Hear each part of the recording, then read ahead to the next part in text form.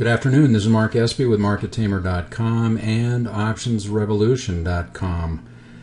And we're looking at the Dow Jones Industrial Average. Before we begin, I must remind everyone that all that we speak about here is for educational purposes only, never to be construed as a recommendation to buy or sell anything. Please do your own due diligence. Last week I felt that we were going to begin to go down. I felt that we were beginning to hit some resistance and the uptrend was fading, and I still believe that, and I'll tell you why. We have an ascending wedge here, which is a bearish pattern, and when it breaks out of this narrowing, most typically it will break to the downside.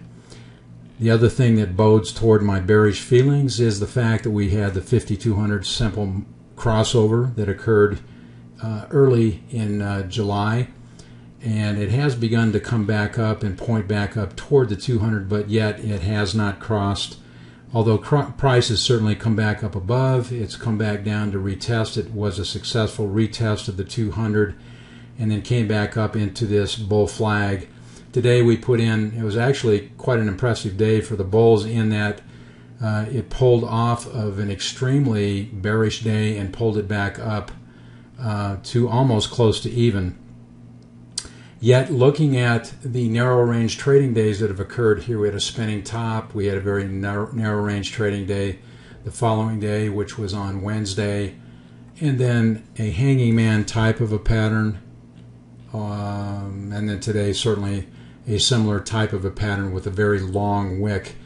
The psychology behind this is that those that are long begin to see the fact that the bears are stepping in at this level, and they certainly have the capability of pushing it back down the other way. The bulls won the battle today really by pushing it back up off the lows, but those that are prudent and long will probably begin to lighten up their positions, which will bode for a move to the downside. We are at the top Bollinger Band here. It's pushing up against the top edge of the Bollinger Band. If it does break out to the upside, we would go to the swing high. That's the first stop, which would be a bit above 10,900. And then the top in April, which was 11,258. Although I don't feel it's going that way. I feel we're going to be coming back down. So the first area would be a retest, which is at 10,347, which is this swing low from several days ago. If it breaks that, then we're going to come down to about 10,000 from the swing low in mid-July, and then finally down here in the beginning part of July at just above 9,600.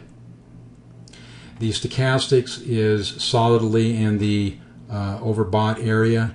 It has acted like it wants to come back down with a crossover, yet has not come back down. So it could remain up there for a good period of time, but it is in the overbought area, and the MACD is not really showing us that it wants to do anything but be bullish at the moment. So my thesis is that we're going to be continuing to move sideways, probably channeling a bit here.